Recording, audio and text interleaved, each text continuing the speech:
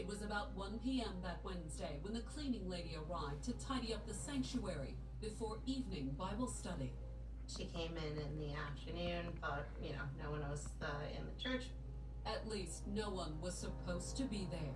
But the cleaning lady was surprised to discover that the church door was already open. The door is unlocked, and she walks inside. She sees a light in the office and thinks it's probably the new secretary.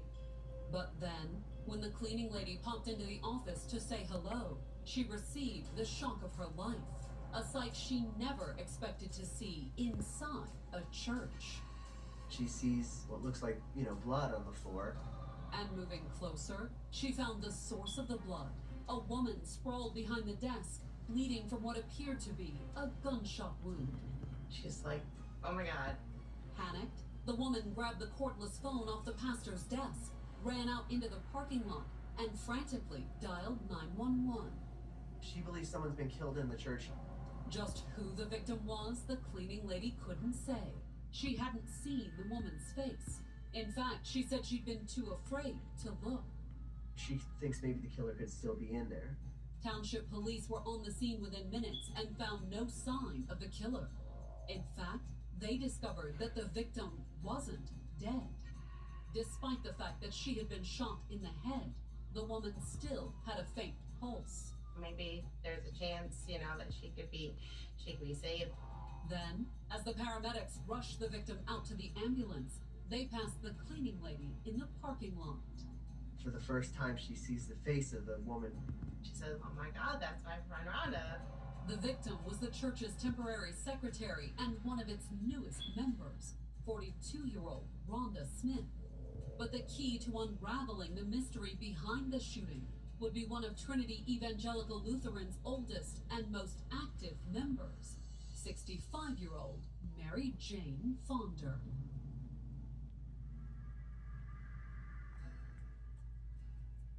Born in 1942, Mary Jane grew up in Philadelphia, but she also had a long history in Springfield Township, where her family owned 11 rural acres. They had a cabin, and the family looked forward to a trip from the city to the country on weekends and summers. In fact, Mary Jane's parents enjoyed their country retreat so much that they moved up there permanently once they retired. Springfield Township is like a picture postcard. It's beautiful. It has covered bridges, lush green trees. Meanwhile, Mary Jane remained behind in Philadelphia, focused on her career. She's working as a home health aide. It was an uneventful, if relatively happy life. She loves talking to people. She loves sharing with people. But she never found that one person to share things with. She dated a couple guys here and there. I don't think she ever met, a real special kind of guy. She never married. And in 1987, 45-year-old Mary Jane moved up to Springfield Township to be closer to her now elderly parents. She sort of moved in as their caretaker. Mom was ill, and Dad wasn't physically agile to get around. And when her mother died in 1992, Mary Jane devoted her attention to her father. Their father was in his late 70s and in poor health. He had never gotten over really the death of his wife. He became more and more irritable, start wandering, sort of away from the house.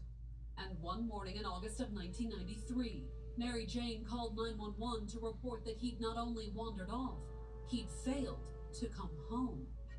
Mary Jane Fonder says her father went out to get the newspaper and disappeared. The state police came in with helicopters and infrared cameras searching for him. But he was never found. It's as if Edward Fonder Sr. just vanished into thin air. Mary Jane appeared devastated by the back-to-back loss of her parents. It was very difficult for Mary Jane. I think she was very lonely. And her loneliness is what brought the 52-year-old to Trinity Evangelical Lutheran in 1994. It's a wonderful community church, about 300 people. The building itself is just something right out of the movies. It's small town America. It's Norman Rockwell. And it was exactly what Mary Jane needed to cure her loneliness. people are really friendly, and you go by and everybody waves, and they're just really warm and open.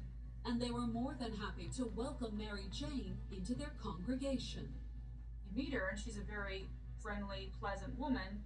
even if the long single Mary Jane was a little bit odd. Mary Jane Fonda was an eccentric, smart, but strangely different, unique woman. Had an opinion on everything, and she would talk nonstop. She also worked nonstop. She spent a lot of time doing charitable things for neighbors. She was the first to volunteer. And by 2005, after 11 years at Trinity Evangelical Lutheran, there was no doubt that the 62-year-old was one of its most active members. She was always at the church. That was the center of her life. And in 2005, Mary Jane's life and her church were about to make a big change. That's the Trinity Lutheran hired church a for new you. Pastor. There's 52 so years much old, handsome, child and molestation The new pastor in had Lutheran come back to churches. preaching. It's just well hidden because they have a real good lawyer on it already, you know. I'm not talking just about evangelical Lutheran. I'm talking about all Lutheran. Minister. And after a few years, he'd come to Springfield Township. He was looking for a small church, country setting. He really wanted nothing more than sort of a simple, quiet life. Under his leadership, the tiny church's congregation grew rapidly. Everyone said he was very warm and welcoming. I bet he was. Him a lot. I mean, why couldn't you like him better? They usually He's do. A nice, passionate person that enjoyed life.